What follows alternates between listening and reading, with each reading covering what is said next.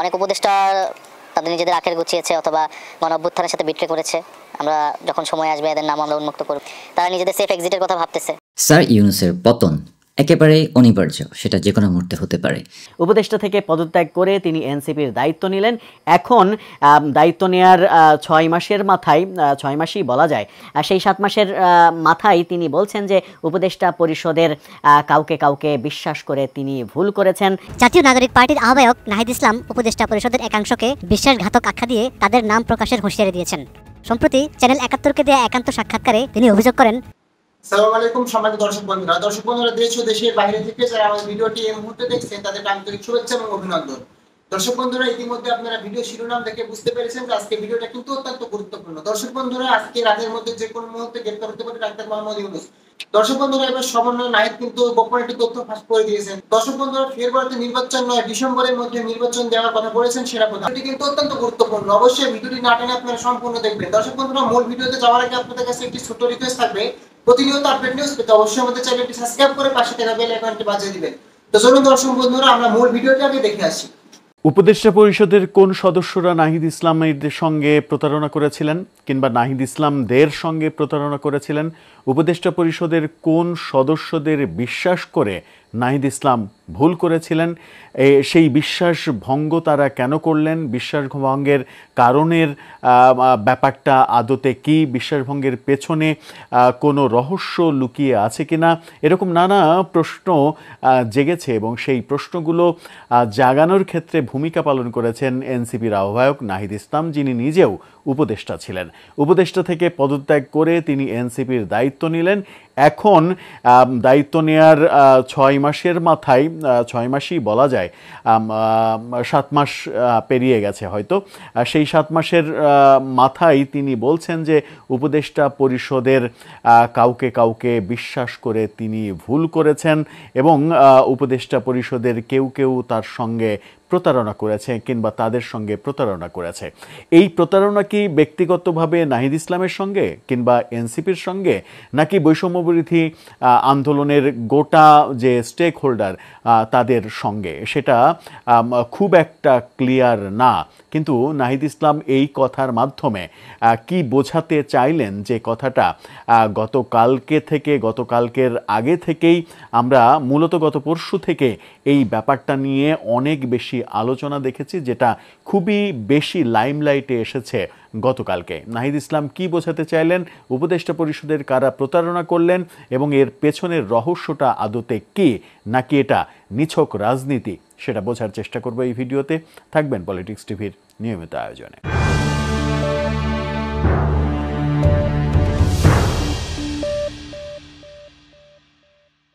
দর্শক, বলছিলাম নাহিদ ইসলামের কথা। তিনি বলেছেন যে উপদেষ্টা পরিষদের কেউ কেউ তার সঙ্গে প্রতারণা করেছে। 71 টেলিভিশনের সঙ্গে সাক্ষাৎকারে তিনি এই জাতীয় মন্তব্য করেছেন, আরও ভয়াবহ মন্তব্য করেছেন তিনি। 71-এর শিরোনামটা এমন, শিরোনামটা দেখে নিতে পারেন। সেখানে বলা হচ্ছে কয়েকজন উপদেষ্টা প্রতারণা করেছে নাহিদ ইসলাম। সেই শিরোনাম করে 71 যেটা তাদের পোর্টালে নিয়ে এসেছে এবং সেই সাক্ষাৎকারে, আলোচিত সাক্ষাৎকারে তিনি যেসব কথা বলেছেন সেগুলো খুবই মারাত্মক। উপদেষ্টা পরিষদের অনেকেই বিশ্বাস করাটা ছিল অনেক বড় ভুল। অর্থাৎ উপদেষ্টা পরিষদের একটা বড় সংখ্যক উপদেষ্টাদের বিশ্বাস করাটা নাহিদ ইসলামের বড় ভুল ছিল। তাদের প্রতি আস্থা রেখে প্রতারিত হয়েছেন বলেও তার এই অভিযোগ।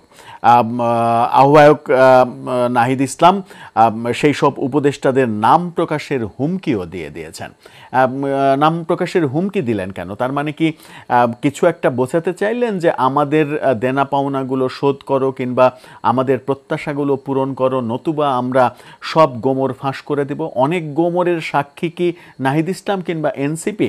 সেই গোমরগুলো ফাঁস করে দিলে উপদেষ্টা পরিষদের অনেক উপদেষ্টা বিপদে পড়ে যাবেন। সেই উপদেষ্টা পরিষদের উপদেষ্টাদের তালিকায় প্রধান উপদেষ্টারও নাম রয়েছে কিনা সেটাও একটা বড় কৌতূহলের ব্যাপার হতে পারে। 24-এর গণঅভ্যুত্থানের পর ডক্টর ইউনূসের সরকারে যোগ দিয়েছেন ছাত্র প্রতিনিধিরা। পরে একজন পদত্যাগ করে হাল ধরেন এই এনসিপির এখনও উপদেষ্টা পরিষদে যখন ছাত্র উপদেষ্টা 2 জন রয়ে গেছেন, তখন নাহিদ ইসলামের এই মন্তব্যটা খুবই গুরুত্বপূর্ণ।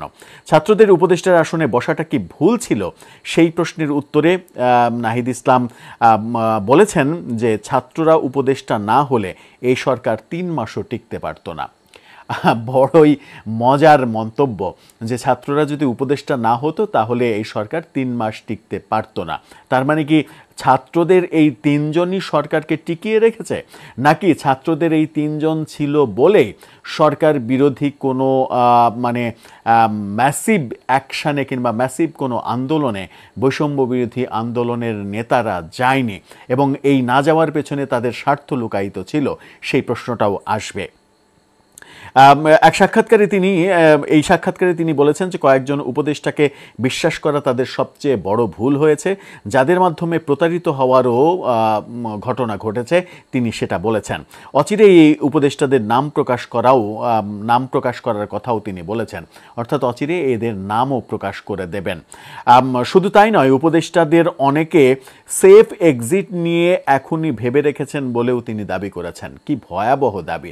অর্থাৎ উপদেষ্টা পরিষদের কেউ কেউ সেফ এক্সিট কিভাবে নিজেদের প্রাণ রক্ষা করবেন, নিজেদের নিরাপদ রাখবেন, সেই বন্দোবস্তও করে ফেলেছেন এবং সেই বন্দোবস্ত করার জন্য একটা কিংবা একাধিক রাজনৈতিক দলের সঙ্গে তারা বিশেষ যোগসাজশ করেছেন, সেই অভিযোগ করেছেন নাহিদ ইসলাম। বলেছেন যে তারা রাজনৈতিক দলের সঙ্গে লিয়াজো করে রেখেছে বলেও তার ভাষ্য, অর্থাৎ রাজনৈতিক দলের সঙ্গে ইতিমধ্যে তারা লিয়াজো করে ফেলেছে তারা যেন সেফ এক্সিট পায়। কিন্তু সেটা কি সবাই, নাকি কেউ কেউ, কিংবা নাহিদ ইসলাম যাদের উপরে খেপেছেন স্পেসিফিকলি সেই মানুষগুলো, সেই উপদেষ্টাগুলোকে বোঝালেন সেফ এক্সিটের ব্যাপারটা, সেটা কিন্তু একটু রহস্যজনকই থেকে গেল। নাহিদ ইসলাম আরেকটা মারাত্মক কথা বলেছেন যে 5 আগস্ট ক্যান্টনমেন্টে সেজদা দিয়েছে অনেক উপদেষ্টা তাদের নিজেদের আখের গুছিয়েছে অথবা গণ অভ্যুত্থানের সাথে বিট্রে করেছে। আমরা যখন সময় আসবে এদের নামও আমরা উন্মুক্ত করব। তারা নিজেদের সেফ এক্সিটের কথা ভাবতেছে। জাতীয় নাগরিক পার্টির আহ্বায়ক নাহিদ ইসলাম উপদেষ্টা পরিষদের একাংশকে বিশ্বাসঘাতক আখ্যা দিয়ে তাদের নাম প্রকাশের হুঁশিয়ারি দিয়েছেন। সম্প্রতি চ্যানেল ৭১কে দেয়া একান্ত সাক্ষাৎকারে তিনি অভিযোগ করেন, উপদেষ্টা পরিষদের অনেককে বিশ্বাস করাটা ছিল বড় ভুল। তাদের আস্থায় রেখেই প্রতারিত হয়েছেন তিনি ও তার সহযোদ্ধারা।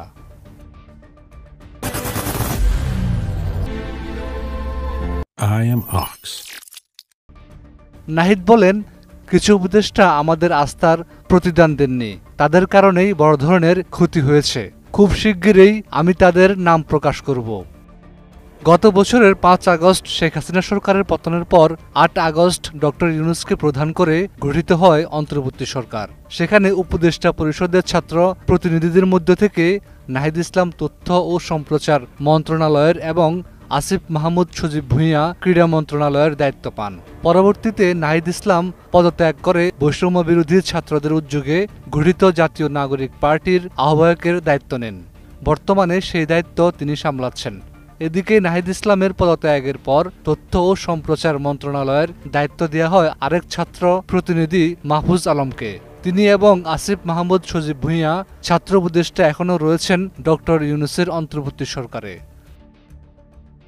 ছাত্রদের উপদেষ্টা করা ভুল ছিল কিনা এমন প্রশ্নের জবাবে নাহিদ বলেন, ছাত্ররা উপদেষ্টা না হলে সরকার 3 মাসও টিকত না। তবে একই সঙ্গে তিনি স্বীকার করেন, কয়েকজন উপদেষ্টাকে ভরসা করা ছিল তাদের সবচেয়ে বড় ভুল। তিনি অভিযোগ করেন, অনেক উপদেষ্টা ইতিমধ্যে সেফ এক্সিট বা নিরাপদ প্রস্থানের পরিকল্পনা করে রেখেছেন এবং বিভিন্ন রাজনৈতিক দলের সঙ্গেও যোগাযোগ স্থাপন করেছেন। নাহিদ ইসলাম বলেন, তারা লিয়াজো করে রেখেছেন রাজনৈতিক দলের সঙ্গে। এছাড়া নাহিদ ইসলাম বলেন, 5 আগস্ট পতিত শেখ হাসিনা ভারতে পালিয়ে যাওয়ার পর। তো দর্শক বন্ধুরা, আশা করি আপনারা সম্পূর্ণ ভিডিওটি দেখেছেন এবং সম্পূর্ণ ভিডিওটি দেখার পর আপনাদের গুরুত্বপূর্ণ মতামত অবশ্যই আপনারা ভিডিওর কমেন্ট বক্সে কমেন্ট করে আমাদেরকে জানিয়ে দিবেন। দর্শক বন্ধুরা, ডাক্তার ইউনূসকে নিয়ে কিন্তু এবার চরমভাবে খেপেছেন উপদেষ্টা বা সমন্বয়ক নাহিদ ইসলাম। নাহিদ ইসলাম কিছু কথা বলেছেন এবং নাহিদ ইসলাম কিন্তু গোপন তথ্য ফাঁস করে দেওয়ার হুঁশিয়ারি দিয়েছেন। তো নাহিদ ইসলাম এটি নিয়ে কি বলেছেন সেটি আমরা বিস্তারিত জানবো। দর্শক বন্ধুরা, জুলাই গণঅভ্যুত্থানের পরে কিন্তু শেখ হাসিনা পালিয়ে যাওয়ার পরে এই আপনার 4ই আগস্ট ডাক্তার ইউনূসকে কিন্তু ক্ষমতায় বসিয়েছিল আপনার মানে নাহিদ সমন্বয় প্রার্থী। তো এই বিষয়ে নাহিদ কি বলছেন সেটা আমরা একটু বিস্তারিত চাই। গত বছরের আগস্টে গণঅভ্যুত্থানের মুখে শেখ হাসিনা সরকার পতনের আগের দিন 4ই আগস্ট অধ্যাপক ডাক্তার ইউনূসকে পরবর্তী সরকারের প্রধান হওয়ার প্রস্তাব দেওয়া হয়েছিল বলে আন্তর্জাতিক অপরাধ ট্রাইব্যুনালকে জানিয়েছেন নাহিদ ইসলাম। এই সময় আন্দোলনকারীদের হত্যার নির্দেশদাতা হিসেবে শেখ হাসিনা এবং সাবেক স্বরাষ্ট্রমন্ত্রী আসাদুজ্জামান খান কামাল নাম উল্লেখ করে জড়িতদের কঠোর বিচারের দাবি করেন তিনি। নাহিদ সাক্ষ্য জানান যে জুলাই আন্দোলন স্থগিত না করলে গুম হওয়া অন্য সমন্বয়কদের আর কখনো ফেরত পাওয়া যাবে না বলে তাকে হুমকি দিয়েছিলেন জিএফআই এর কর্মকর্তা। এছাড়া ছাত্রদের আন্দোলনে বিএনপি ও জামাত কর্মীরা ঢুকে নাশকতা করছে এমন বক্তব্য করেছিলেন, চাপ দেওয়া হয়েছিল। আর হাসপাতাল থেকে ডিবি কার্যালয় নিয়ে আন্দোলন স্থগিত করতে সমন্বয়কে নির্যাতন এবং পরিবারের সদস্যদের এনে মামলার হুমকি দেওয়া হয়েছিল বলে সাক্ষাৎ করেছেন তিনি। পরে ব্রিফিং এ তিনি অভিযোগ করেন বিভিন্ন বাহিনীর অনেকের বিরুদ্ধে সুনির্দিষ্ট অভিযোগ থাকা সত্ত্বেও 1 বছরে তাদের গ্রেফতার করা হয়নি। এই সময় এক প্রশ্ন জবাবে সাবেক উপদেষ্টা বলেন রাজনৈতিক দল মানে জিএফআই এবং ব্যবসায়িক গ্রুপের হাতে গণমাধ্যম এখন নিয়ন্ত্রিত, তেমন কোনো সংস্কার নেই।